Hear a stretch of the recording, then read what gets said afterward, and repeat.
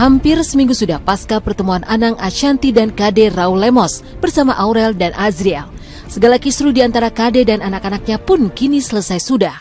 Tapi benarkah pasca pertemuan itu masih terbentang jarak di antara Kade dan kedua buah hatinya?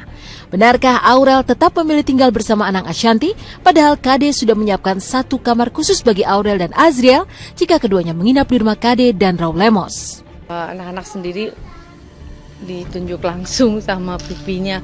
Karena tinggal sama ibumu 3 bulan gitu. Cuman namanya anak-anak kan kadang kita aja yang orang tua kadang males kan pindah-pindahan gitu lah. Anak-anak kan kadang udah punya posisi enak di kamarnya gitu.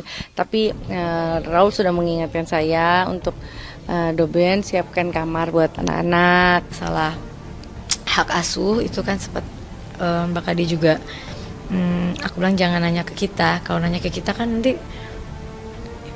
nggak enak ya gitu. Mending nanya ke anak-anak langsung gitu. Tapi memang anak-anak sudah memberikan jawaban di sana. Alhamdulillah jadi clear gitu. Jadi Mbak Kade pun mengerti maunya anak-anak apa. Para Raulnya juga yang udah anak-anak tuh jangan dipaksa. Aku mau tinggal lama pipi katanya gitu. Kalau saya sih udah nggak masalahin itu. Karena memang Aurel, dia bilang Aurel kan udah 17 tahun, udah bisa menentukan gitu.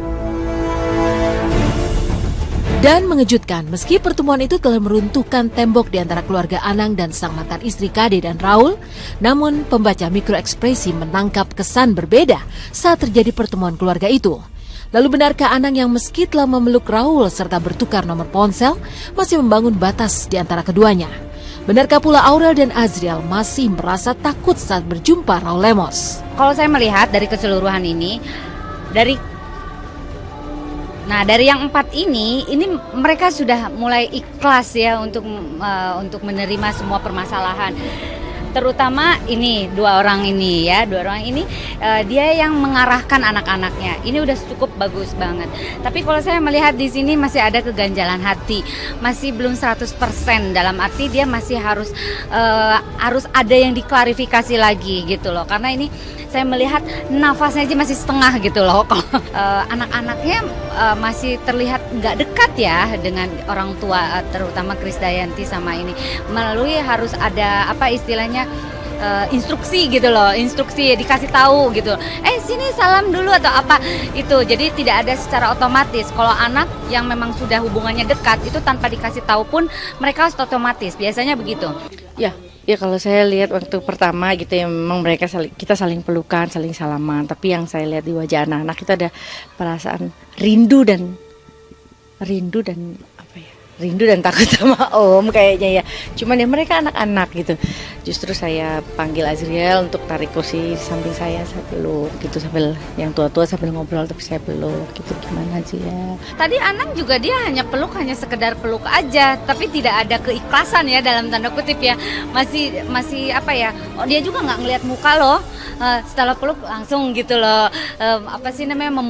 Memalingkan muka gitu loh. Jadi tidak ada keikhlasan. Kalau Teletubbies tau dong, Teletubbies kan hangat gitu loh, pelukannya tuh hangat gitu. Ini enggak, hanya sekedar aja basa-basi gitu loh. Kan Mas Anang tukeran nomor kan, tapi ngapain? Aku yang bilang, kalau lagi ngobrol jangan megang handphone dulu deh gitu. Bentar ini lagi tukeran lagi SMS sama Raul gitu. Anak-anaknya, apaan sih, akrab banget gitu, bercanda gitu.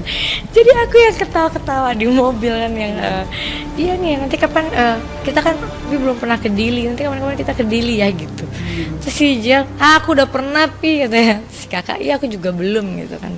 Si kakak belum. Jadi kayak bercanda-bercanda. Yang aku lihat ya Mas Anang bisa begitu karena mungkin ya kita udah sama-sama ngerasa iya kita berbahagia, sana berbahagia, sekarang apa lagi yang harus kita permasalahkan gitu. Dari kisah pasca pertemuan keluarga Anang dan sang mantan istri Kade, maka inilah persembahan spesial dari stasiun kesayangan kita RCTI. Tepatnya pada tanggal 22 September mendatang, RCTI akan menghadirkan secara spektakuler Malam Puncak Anugerah Musik Indonesia ke-18 dengan tema Stop Pembajakan. Sejumlah musisi papan atas tanah air dari berbagai aliran musik yang telah masuk nominasi akan mendapat penghargaan di Malam Puncak. Lantas, apa alasan RCTI dan pihak penyelenggara AMI mengangkat tema Stop Pembajakan di tahun ini?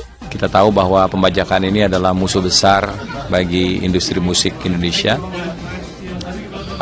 kami menghargai kesamaan tujuan dan kesamaan keinginan RCTI dengan kami, sehingga tema ini menjadi satu ajakan bagi seluruh rakyat Indonesia untuk berhenti membeli barang bajakan. Harusnya stop pembajakan itu menjadi concern bersama. Semua yang memang ada di industri musik harusnya punya perhatian yang sama. Pembajakan itu banyak banget ya.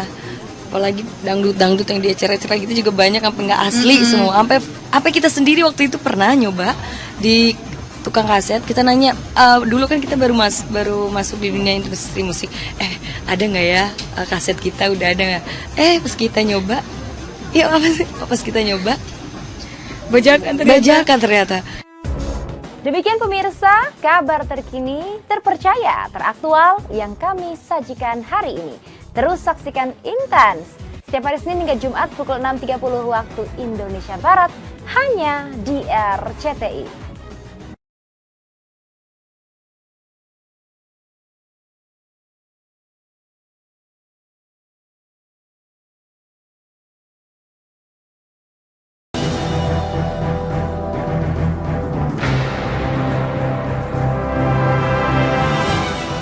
Dari kisah Maria Ismawati, TKW asal Cilacap, Jawa Tengah yang mencuri perhatian karena memiliki suara emas, inilah kisah Satina, TKW asal Ungaran, Jawa Tengah yang kini lolos dari jerat hukuman mati.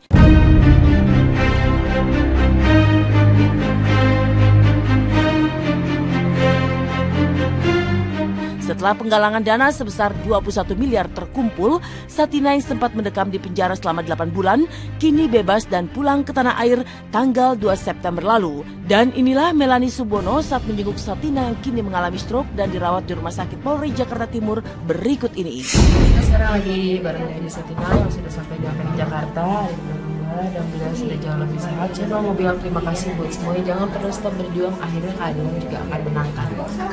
Gue rasanya apa sekarang? Rasanya Senang.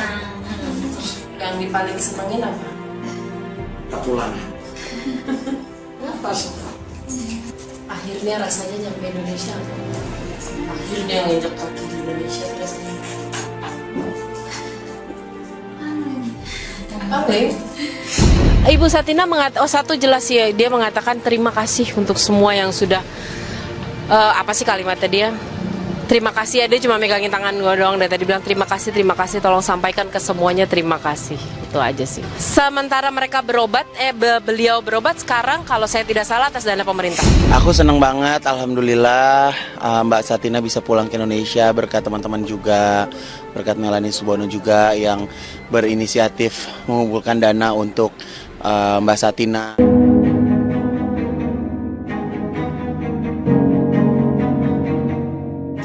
Saya melihat bahwa di sini bangsa kita itu diuji kebersamaannya dan terlihat kok ternyata kita punya jiwa kebersamaan yang tinggi. Aku juga ikut seneng gitu ya, karena ya walaupun memang dari pribadi gitu ya aku maksudnya nggak banyak membantu banget gitu, hanya prihatin gitu, tapi cukup senang karena ternyata seluruh warga negara Indonesia gitu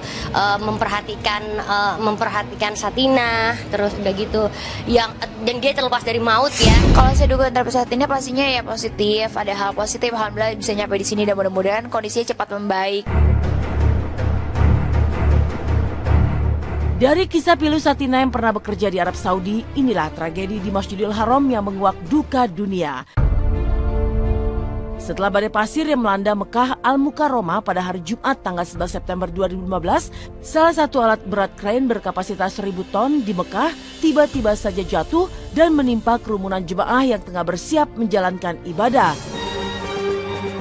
Maka inilah detik-detik terjadinya tragedi di Mekah yang terekam sejumlah video amatir.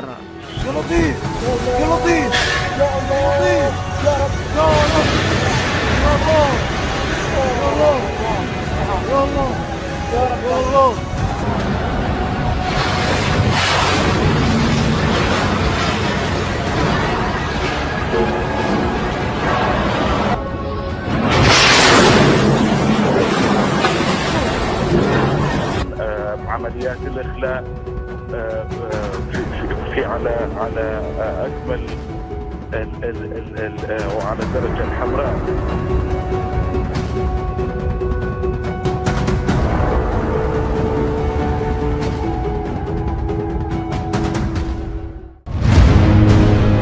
Insiden jatuhnya alat berat krain di Masjidil Haram yang membuat banyak jamaah haji meninggal dan luka-luka membuat dunia berduka. Apa kata para ulama dan sejumlah selebriti terkait para jamaah haji yang meninggal dunia terkait insiden jatuhnya alat berat krain?